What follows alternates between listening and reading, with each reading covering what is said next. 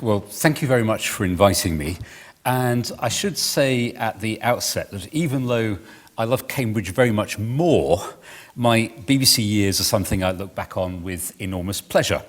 And I feel very privileged to have been editor of Today, controller of 5 Live, head of TV News, director of sport, and then director of London 2012. And I do think the BBC is an extraordinary and wonderful creation, and I personally owe it a tremendous amount. So what I want to do today is talk about some of those strengths as they're apparent to people within the organisation, along with some of the challenges when you're inside it. But I also want to talk about the issues that the BBC and British audiences face in the coming years, including something about what has been a really very odd start for both sides to the new relationship between a majority Conservative government and the BBC.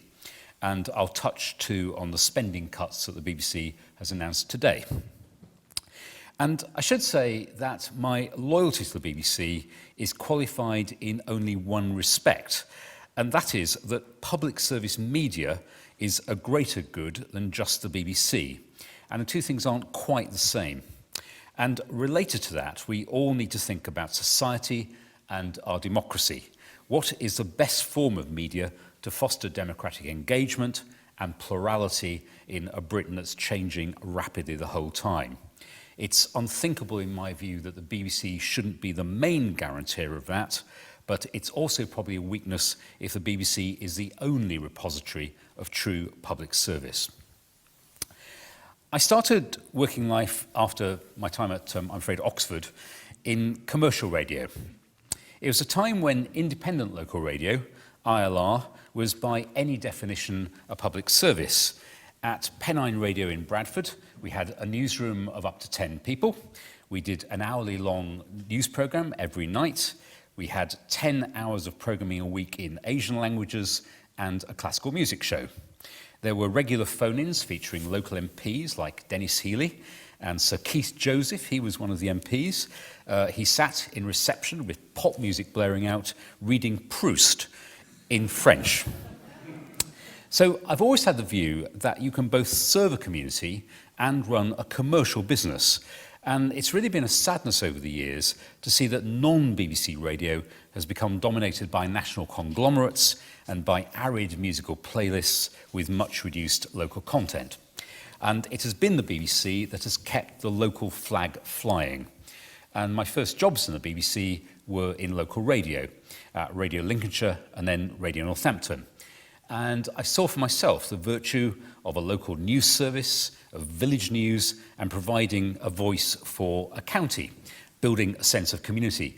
One of the things I've mentioned in my book, which just happens to be available afterwards, is that Mrs. Thatcher welcomed the arrival of Radio Lincolnshire in what I think is probably the only example of Mrs. Thatcher welcoming the expansion of the BBC. And she said, the government attaches very great importance to the expansion of local radio. It can help to strengthen and develop a sense of local community. I'm very pleased there's now to be a BBC local radio station in my home county, and I wish it every success. And I think she was right. And it's worth noting that when we started Radio Lincolnshire in 1980, we had a local newspaper, the Lincolnshire Echo, publishing 6 days a week, 3 editions a day, plus a strong competing weekly in the Lincoln Chronicle. And now it's just down to the Echo once a week. So there's been a real diminution in local content, even if you allow for local websites. And it's the BBC in local radio and regional television that has kept investment strong. And there's equally no mistaking the decline in ITV's regional commitment over the years. This region, Anglia Television used to be the provider, had a programme called Town and Gown about Cambridge, and it was an autonomous company with a really strong sense of an East Anglian identity. And equally for me, when I was a child, Yorkshire Television, a real inspiration. And all of that has largely gone into a centralised ITV. So if you put that together, the demise of speech-based and locally powerful ILR, the demise of the regional system in ITV, you can see the case for the BBC there as a guarantor against market failure. And over the years, there's been an interesting flip over, really, between the BBC being very top-down and national and ITV being federal, into a world when it's the BBC local programmes that are market leaders, and the BBC is trying hard to devolve power both to the nations and also to Salford. And it's one of the less appreciated BBC achievements, but having experienced at grassroots what local media means, it's one I've personally been delighted to see. And the question now about the non-BBC media is, can we sustain what's left and even rebuild the commitment to the regions and to localities that used to serve us so very well? I then moved from local radio into network radio to The Week in Westminster, and then Today and The World at 1 and PM. And I would guess that this is an audience which knows those programmes rather well, so I've got less need to trumpet those virtues. But I think one of the things you appreciate about Britain is the fact that opinion formers and decision makers are willing to put themselves on the line on those programmes, and there's some vigorous and independent journalism which serves us very well indeed. And looking back, I'm really astonished about the amount of autonomy we had as programme makers to do what we believed was right in journalism. And if you were the output editor, which was a role I first took when I was probably 26 or 27, you really were in charge of the most influential programmes in daily journalism. And there was almost no check or balance. There was no sense of a great management system sitting on top of you. We were very vague about what the senior managers did or who they were, and they never interfered. And we decided what went on air and what didn't. And later in the 1990s, when I became editor of Today, and sometimes had lunch with the newspaper editor, they were used to the ways of Robert Maxwell or Rupert Murdoch, and they would be amazed that the then DG, John Burt, wasn't interfering and giving me guidance about what should be the 8:10 lead. As long as we did a good programme, the BBC supported us. Yet there were a couple of straws in the wind that suggested longer-term problems. The first was the existence of what someone once described cleverly as the mock bureaucracy, a monitoring and metrics outfit which fortunately never really connected with the editorial decisions. And it came in with John Burt and has never really gone away, though the irritation levels and the efficacy can vary. As an example, at one point it became the vogue for a reason I can't honestly remember, that we should cover more maths, which is pretty difficult on radio. And I was asked as editor of Today to calculate how much more maths were we doing. And when you think about it, it's a ridiculous question. Is it any good? When's it scheduled? Does the audience benefit from it? And if maths have gone up, have chemistry and physics gone down? But we dutifully compared a week in one year with a week in the previous year and came to the conclusion we were doing 17% more maths. And this was a figure that was then proudly included in corporate speeches as evidence of the virtue of the Today programme. And broadcasting is not alone in this, but the hunger for data for bureaucrats has, of course, got worse rather than better. The second worry was the early attempts to create bi-media output, merging the editorial of TV and radio. And that's not a bad idea in principle, especially compared with some of the bad behaviour of the old days when radio would know a strike had been called off and would say that at 1 o'clock, and they wouldn't tell television, who would say the strike was continuing, and that was bad behaviour. But TV and radio are very different media, and a lot of the drive for bi-media was ideological. At one point, I was offered the joint editorship of Breakfast TV and the Today programme, which wouldn't work at all because they're on air at the same time and you can't monitor both. And under bi-media, you'd sometimes struggle to make out a piece of audio on the Today programme, and you just knew it was a piece of television soundtrack that had been foisted onto the programme. And meanwhile, all the glamorous TV reporters were sent to the radio salt mines for attachments, where they would sit sulkily at the back of the office. And some radio people, utterly resistant to television, were sent to work on the 9 o'clock news, where they were despised by the programme editors and never allowed on screen. And there are more examples of the risks of greater coordination, to which I shall return. But one of the reasons it didn't quite work is that the newsrooms were not physically together. Television was in TV Centre, radio was at Broadcasting House, the World Service was at Bush House, which made it easier to fight groupthink or, candidly, to escape the coordinating meetings. And that's something else I'll return to, because I'm inclined to the idea that separate baronies, even if they're competitive, do have some strengths that single empires don't. I then went off from being editor of Today to become controller of 5 Live, which was seen at the time as a bit of a funny move. Why would you want to go from the flagship Today programme, just before the 97 general election, to what was then seen as a radio bloke?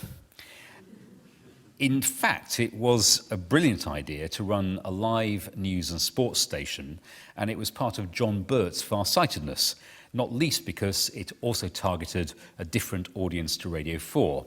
It was aimed at 25 to 44-year-old men, and it deliberately had a different tone of voice to reflect the need for the licence fee to reflect something for everyone. And it was particularly important at a time when satellite TV was steaming ahead, and there had to be, I think, a free-to-air market, albeit only in radio, for live football commentary. And I do want to say a few words about John Birt, because I believe he was an extraordinarily talented Director General of the BBC in terms of spotting what was going to happen in the future. And as editor of The World at One more than 20 years ago, we started imagining a world in which people might be able to choose their own running orders, courtesy of digital technology. And we were way ahead of our time in foreseeing the disaggregated content that you can now get on your iPad or your smartphone. And as well as 5 Live and BBC News 24, John Birt created BBC Online, with the first mover advantage on the internet that the BBC still enjoys to this day, and which still irritates the hell out of the newspapers, who were much slower to spot what was happening. And when I went to INSEAD in 1999, going with all the insecurities that public service broadcasters have about the competitive commercial world out there, I found out that I knew more about digital and about e-commerce than almost anybody in the industries who were represented there. And this was therefore, I think, a crucial time in future-proofing the BBC and seeing that news and other genres were moving outside the conventional bulletins time to becoming something that was ambient, something that's there 24/7 and ultimately on every device that you might have.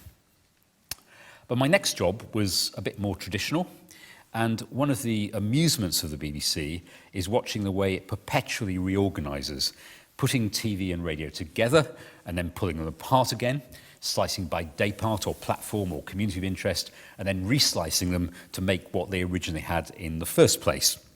So in 1999, television and radio were separated again, and By Media died for a time, and I became head of television news, which was, for me, a very good thing, because television then, and still remains, the dominant medium of the age. And I think it's worth underlining this both and phenomenon. You can't, in my view, not be in digital, yet you also have to remain big in television. And I was amused to see that a book out this summer from Michael Wolff argues that television is the new television. And it's even, on some measures, resurgent. This may be a slightly surprising statistic to people in this room, but the average amount of television viewing per head was 3.74 hours a day in 2008, and it's now 3.9 hours a day that people in Britain watch television, even though that's slightly off its peak of 4 hours a day in 2010. And around 3 of those hours are still spent watching live TV, with the rest made up of recordings from your set-top box or video on demand or clips from the internet. So television news when I worked on it 10 or more years ago, and television news now, is still the most important show in town. And around 4 or 5 million people each night watch the 6 o'clock news on TV, and even more watch the BBC's 6:30 regional bulletins. So although terrestrial TV audiences are edging down, they're still very significant, and they're particularly big when you compare them to the rapidly disappearing print market. And it's now not uncommon to find people who think that printed newspapers will be extinct in the foreseeable future, and I don't think anybody would seriously think that about linear television.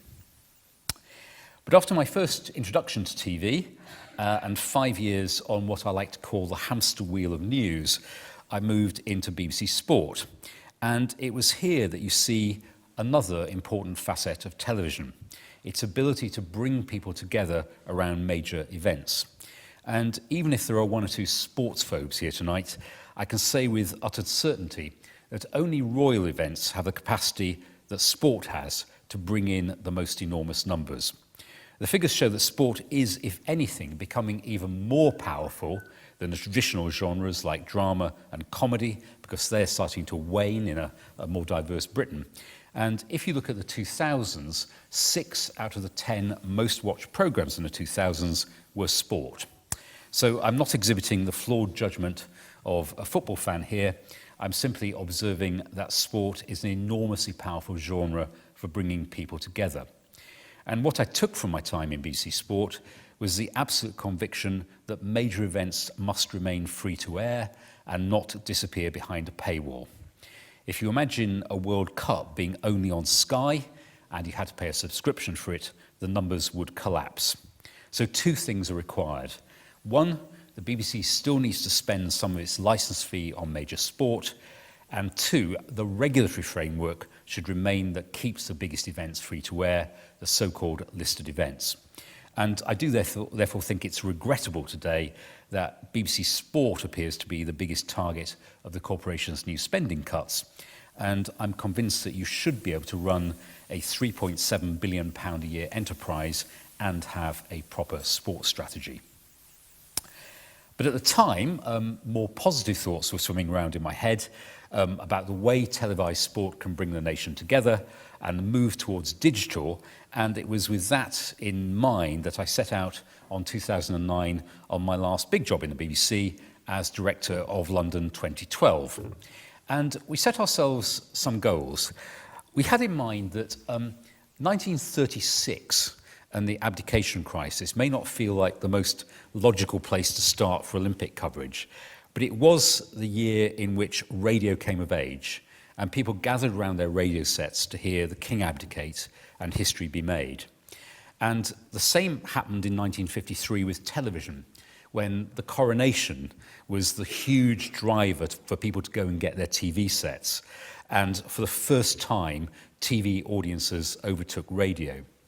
So we saw 2012, the year of analog switch off, as being the first true experience of digital Britain, the first time that people would get their content in an overwhelmingly digital way on any device of their choosing at the time of their choosing. And you can see simply in the coverage of Olympics that it's developed incredibly rapidly. So in Atlanta in 1996, which is only 20 years ago, there were just 2 terrestrial channels. By Sydney, the BBC had a website. By Athens, we had the first red button streaming. And for Beijing, we had 6 interactive channels, which sounds a lot, but there are 5,000 hours of Olympics coverage. And even with 6 channels, we could only have 2,500 hours. So someone wrote to me in the first couple of days and said, is there really no long-form fencing that you're showing? And I thought, well, it must be somewhere in those 6 channels. And actually, it wasn't. We didn't have room for the fencing. So for London, we came up with the pledge that we would deliver every single sport from first start of play in the morning right through to the end. So a narrated form on BBC One, but you're able to make your own Olympics from all the content, which we calculated, and it turned out to be true, required 24 channels.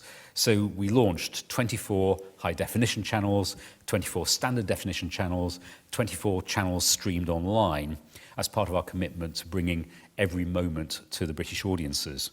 And as a conceptual change, instead of thinking about planning the Olympics for BBC One, we just thought about planning the Olympics content for the whole BBC, and then it landed on the respective channels and digital platforms.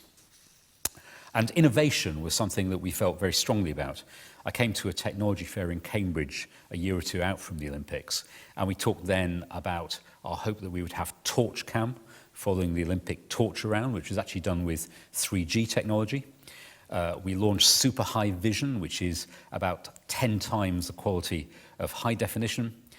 We did coverage in 3D, and we also pioneered all the hardware and the software that delivered those 24 channels. And it worked. The opening ceremony alone was watched by an average of 27 million people, and that compares with a regular top program like Strictly Come Dancing being seen by about 10 million. And over the 17 days, a total of 91% of the British population, over 50 million people, watched the Olympics, and it was the most watched event since current records began. And it also had a huge satisfaction rate. So 96% said we'd met or exceeded their expectations. And one of our goals, that it would matter as much if you lived in Orkney as in the Scilly Isles, as in Plymouth, it really did feel that people were part of the Olympic experience. And that was a time I felt inordinately proud of the BBC.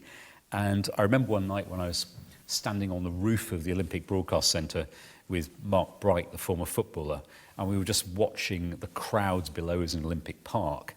And he said to me, "I've never felt so proud to be British." And I think anyone who shared that summer would probably feel the same. But also we felt that it was a broadcasting that brought this alive for the whole of the country and made it something that was a shared national experience. So summer of 2012, BBC Triumph, and then in the autumn of 2012, the Savile Scandal emerged. And if you're in the BBC, you expect highs and lows, but it was a uniquely painful period of going from a great corporate triumph into a disaster in which there were victims of a truly evil man.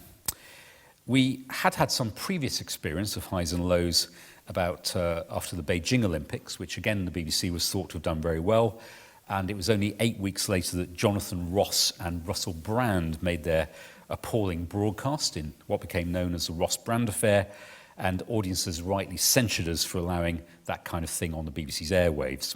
And also in my time in senior management, we went through the Hutton inquiry and the competition scandal, and at one point it did actually feel that the DG's position was in question because of the misnaming of the Blue Peter cat. So there are highs and lows, and sometimes the lows emerge in truly unpredictable forms. In that second half of 2012, I was director of television, which was intended to be an acting role for 6 weeks, and it actually lasted for 9 months, during which time I served 4 directors general: Mark Thompson, George Entwistle, Tim Davey, who is a Selwyn alumnus, and Tony Hall. And when I say that, you may guess why I started thinking about other roles in the outside world. But I want to talk in a couple of minutes about some of the challenges that were apparent as I left the BBC and how the corporation might be able to cope with them, along with some of the decisions that the government maybe needs to make. As part of that, though, this is about to be Sophie Raworth's big moment. I want to show you an item from the BBC News in 2013. And you'll remember that I said that in my time in television and radio, we and World Service were in separate buildings, the era of Bush House, Television Centre and Broadcasting House. And then a couple of years ago, that all changed. We're making a little bit of television history today with the first BBC One News Bulletin to be broadcast from what's now the biggest and most high-tech newsroom in Europe. Nick Hyam reports on how the technology of television news has changed. In the Commons, Mr MacLeod has said that the London busman's pay claim... BBC News 1950s style. No auto cue, hand-drawn maps and graphics, a black and white business that relied on laboriously processed news film. Then, around 1980, the switch from film to video, a revolution. And the fighting after it was, if anything, fiercer than it was before. Everything changed in the early 80s with the arrival of the handheld electronic camera. And the marvellous thing about that was, you didn't know how to process it, you could edit it in the field. So people like myself, we had this wonderful sense of freedom. We could be thousands of miles from this sort of editorial hub that you see here, and we had to be trusted. There was a second revolution too. Originally, news film shot abroad had to be packed up and sent unprocessed by plane, arriving a day or more late. Satellites changed all that. But today, even satellite trucks like this could be replaced by the internet, broadband and smartphones. We've got sandbags against the doors. This live interview last year was broadcast using just an iPhone. Now the studios too are at the cutting edge, largely automated and computer-driven. For the first time, we are broadcasting in true high definition, and we've got shiny new studios that are bright, they are airy. For the first time in a long time, we've gone back to having a real newsroom backdrop. That newsroom is Europe's largest. Impressive, certainly. It reminds me of a sort of battery hen factory with electronic add-ons, but I'm sure it's going to produce some wonderful news. What matters is the people, really, but not the machinery. Well, here to explain a little bit more about those changes and our new state-of-the-art newsroom is Nick Hyam, right behind me there. Yes, indeed, here it is. It's absolutely enormous, and it's the base for 2,500 journalists. It brings together the BBC's television news, radio news, online news, and for the first time, BBC World Service and 29 language services as well. And at its heart, this news desk, home news that side, foreign news that side, and found out around it desks at which are working producers and editors are working at all of the various different bits of output. So you've got television news bulletins there, got BBC World Service there, BBC News Channel over there, the online news desk over there. And it's part of a £1 billion project, 6,000 staff working here in a new headquarters for the BBC alongside its iconic 1930s headquarters. Got all the latest technology, as you'd expect, and some old technology too. Some of us still read old-fashioned newspapers. They tidied that table up, I notice. Journalists, of course, very messy people. And at the back of the room, the galleries, as they're called by the BBC, the studio control rooms. This is the control room for Studio E. Barry, the director, outputting this very programme, and this studio and gallery will be home in the future to the news channel and to all the bulletins on BBC One. Sophie. Nick, thank you very much. So, there you have, in many ways, a great success story. A lovely new building, an integrated newsroom, and wonderful technology. A senior colleague of mine used to joke, perhaps unwisely, it's amazing what you get for £1 billion. The reason for doing it, though, was to unlock significant cost savings by bringing those newsrooms together, sharing facilities, and working more efficiently. And this has been done. But it does, in my view, have an editorial price, which is the risk of greater homogeneity. As opposed to a programme in Broadcasting House deciding to cover one story and another in television centre opting for another, and at times of the day, even the 6 o'clock and 10 o'clock news going their different ways, now it can't happen because they have the same editor. And in one sense, it's internal business, and it makes sense financially because you make fewer deployments, but more effective ones. You pump out material from your outside broadcasts for TV and radio and online. But actually, it means for viewers, there is a risk of more of the same. And the worry here is that the BBC is almost too successful in a news market for its own good. ITN isn't the force it was. The BBC News Channel overtook Sky News some years ago. And it now seems that BBC News has around 70% of the television news market.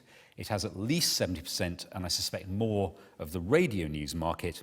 And then you have the BBC's manifest strengths online with all that first mover advantage.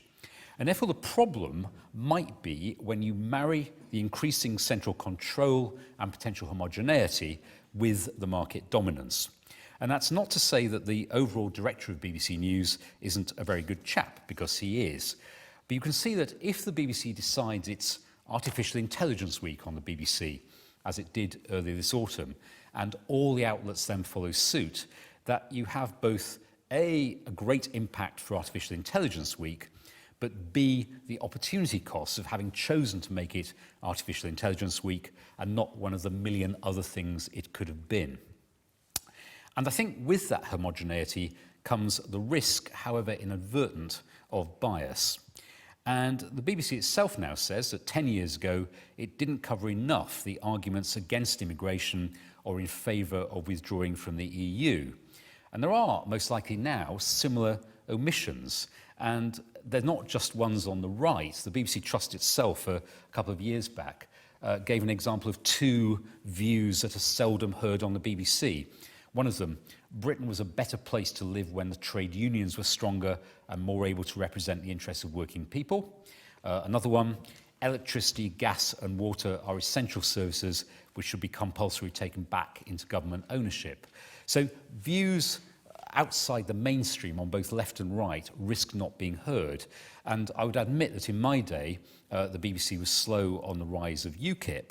And I think this year, on the other end of the political spectrum, it was slow on the rise of Jeremy Corbyn. And I don't think it particularly understands Jeremy Corbyn as a leader from the left, any more than it understood Ian Duncan Smith as a leader from the right. And that may be, in both cases, a correct political judgment, but it's one that dominates the daily reporting precisely because the BBC dominates the daily reporting. And then, as well as news doing well, BBC Radio and television are doing pretty well too. So BBC Radio has a 52% market share, compared with 44% for commercial radio. In television, BBC One is way ahead now, streets ahead of ITV, and ITV floundering in many genres, including entertainment and comedy. But the BBC is powering ahead with everything from Strictly Come Dancing to Dr. Foster. And the intriguing thing about that is it really wasn't expected. And the 2010 licence fee settlement seemed at the time to be remarkably tough. Not just a 5-year freeze, but also having to bear the costs of S4C in Wales, some hypothecation for local television, and at a very significant cost, funding World Service from within the domestic licence fee. And that led many of us at the time to think it was going to be a really serious competitive struggle. And I don't in any way underestimate the pain of the efficiencies that have been made and the difficulties that's caused for many of my former colleagues. But you can see this is a somewhat double-edged position to put in front of the government as the charter renewal process begins and a new licence fee settlement is imminent. The BBC went into that negotiation with a big lead over commercial radio, a massively better performance than ITV, 70% of the TV news market, 70% of the radio news market, iPlayer, wonderful online proposition. And you can see there is a bit of a challenge for how you convincingly argue in an age of austerity that you need more money. And that, I'm pretty sure, is why the government thought it was relatively low risk for them to dump onto the BBC the costs of the television licenses for over 75s, which looks in fact like an enormous blow to the organisation with a price tag of up to £750 million a year. And here you have this funny summer for the BBC. And I think it's pretty clear that George Osborne always wanted to offload pensioners' licence fees from the welfare budget and onto the BBC. He tried in 2010 and was stopped by the Lib Dems, and he succeeded now. Now, the reason it may not be quite as bad for the BBC as it first looks is they hope that some pensioners will continue to pay the licence fee voluntarily. And in an absolute emergency, it's the BBC who own the criteria for the qualifying for those licences, and they can even abolish concessionary licence fees. So the BBC has that emergency button if it gets very tough, which may be why the BBC accepted the deal with apparent equanimity. But then it became, in my view, somewhat overwrought about the government's green paper on the future of the BBC, which actually asked some perfectly sensible questions. But the BBC went into its possibly slightly less appealing existential crisis mode, too much positioning, in my view, about it being whether the BBC survives at all, as opposed to a rational debate about the kind of shape that it should have. And I think here there is a bit of a flaw in the BBC in that it tends to have an expansionist view of its role in a digital age, and it finds it difficult to contemplate the status quo. And they've probably struggled, I think, to get the language right in a world of public sector restraint and government austerity. But if the BBC didn't get everything right, and no organisation does, the new Secretary of State, John Whittingdale, behaved very oddly too. And in his public interventions, he managed to get a hair running about whether the BBC should be making Strictly Come Dancing, which he may have intended to be about its scheduling, but it allowed the BBC quite rightly to assert its absolute right to make very good popular entertainment programmes. strictly is a BBC triumph. And what Whittingdale and the BBC should probably have locked horns about was the raft of rather less good entertainment programmes that also emerged from the licence fee. You may or may not remember That Muppet Game Show, Prized Apart, In It to Win It, and quite a lot of others. But then, even more weirdly, Whittingdale challenged the BBC scheduling of the 10 o'clock news and said it should perhaps allow ITV to have that slot as a clear run. And anyone who knows the history of it, and it's in the book, knows that the BBC only moved to 10 o'clock because ITV moved out. And even today, ITV shifts its news whenever there's a football match or something really vital like I'm a celebrity, get me out of here. So once again, the BBC was perfectly justified in telling the Secretary of State to take a running jump. And what I sense from the BBC now is it sees its future funding deal as being one that's underwritten by the Prime Minister and the Chancellor, who don't probably want a further fight with the BBC or a significant diminution. And the DCMS seems to be rather more marginal to the discussions. And meanwhile, it's left to others to make some of the more pertinent criticisms.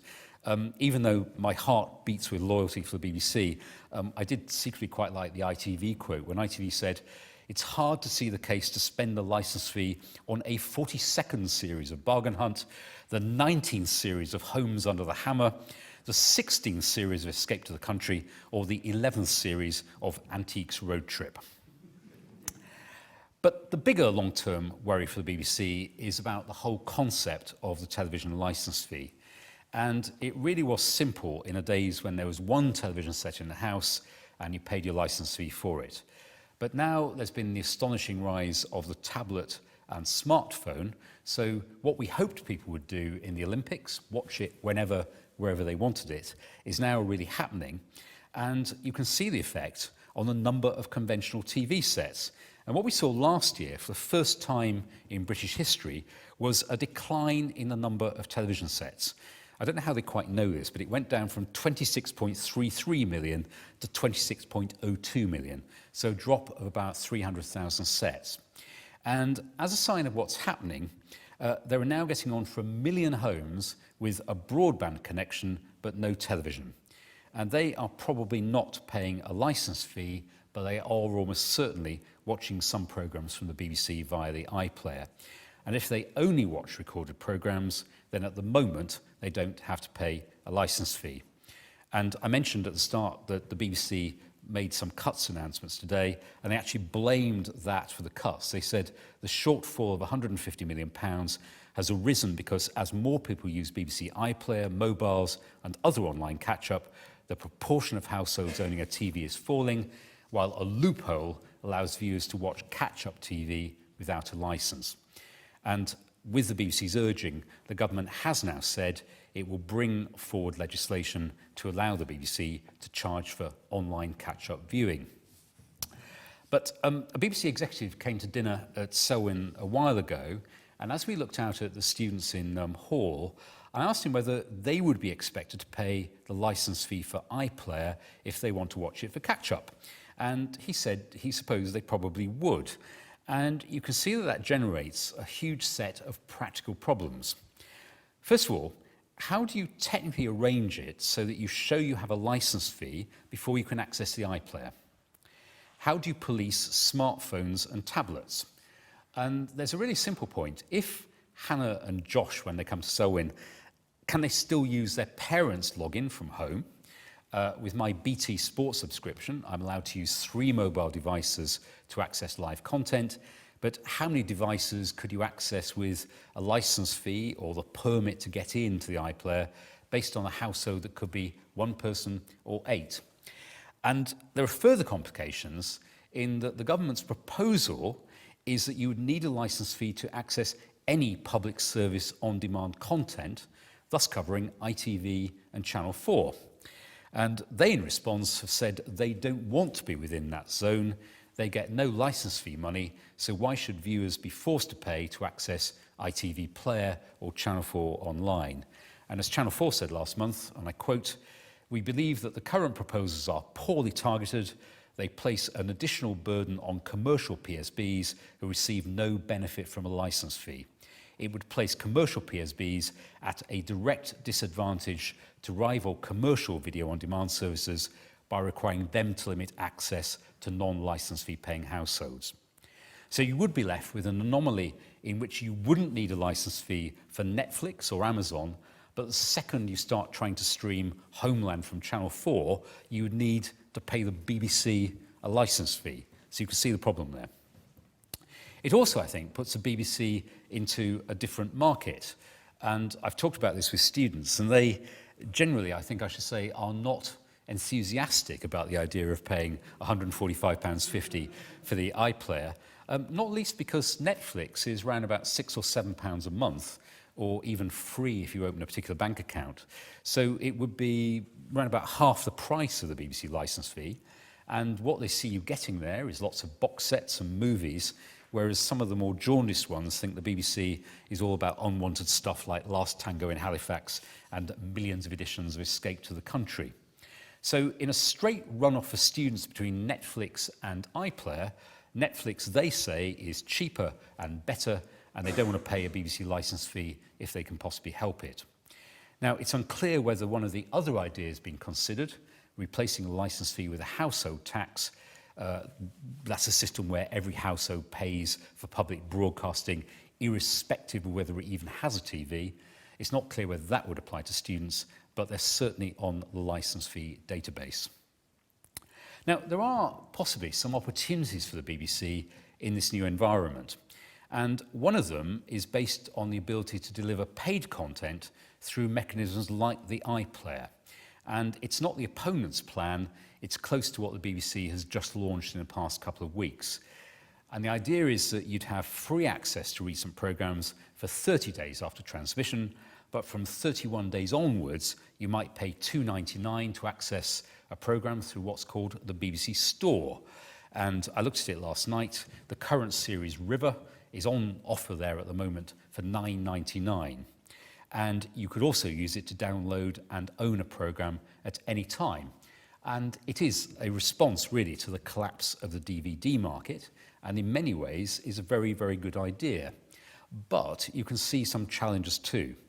It doesn't entirely make sense why something's free on day 29 and you pay for it on day 31. There's a sense too that you end up paying for something again that you've already paid for through the licence fee. And you could say that with DVDs, but at least you feel you've got something more physical.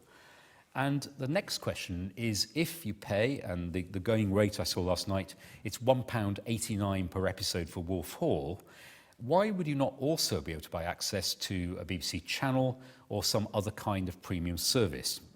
And the BBC is currently opposed to this, but it actually may be one of the solutions to its longer-term funding. Perhaps if you've got a core curriculum, BBC One, BBC Two, the radio channels, from a licence fee, but you paid a bit more to get BBC Four or live streaming of the proms. So to take the proms as an example, you'd get the current volume of proms on television, but if you wanted to watch every single one to have a digital season ticket, you might pay a little bit more. And I sense that many people in the BBC think this is potentially a good idea. But of course, once you accept the idea of subscription for one thing, what happens if the politicians force you into subscription for everything, thus destroying the basis of a free-to-air, accessible BBC? So, as I draw my thoughts together, and I'm going to be interested in your questions in a few moments, I just want to come back to where I started by saying I have a loyalty to the BBC, but also an even greater commitment to public service media. And if I have a criticism of the BBC, it is that it tends to want to cover every possible angle when there are alternative means of delivery. So if you take the shortfall in local news content, the answer to the loss of the Lincolnshire Chronicle or the Lincolnshire Echo is not necessarily to have even more BBC in Lincolnshire. And there, as in Cambridge, the answer might be to look at more support for community radio, supporting journalism on local websites, investing in journalism and sharing of material which might be outside the BBC's branding and its editorial guidelines. And the key thing here is range and diversity of voice. Just as in the national sphere, I think it was really a shame that Channel 4 never managed to launch Channel 4 Radio. There should be competition for BBC services. They might take a different angle, bring on new talent, bring on the innovation, which isn't always possible in newsrooms like the one we saw. And you have to look too in television news to see whether there might ever be a need for public support for ITN or for Channel 4 News or for other high-content public service material. The essential thing is to stop all the media being the same and to encourage difference and diversity, to foster boldness and risk-taking. And before anyone says this is top-slicing of the kind the BBC doesn't like, the BBC is already top-sliced. S4C is the best example of that, and its support for local television. The question is, can it be more effective?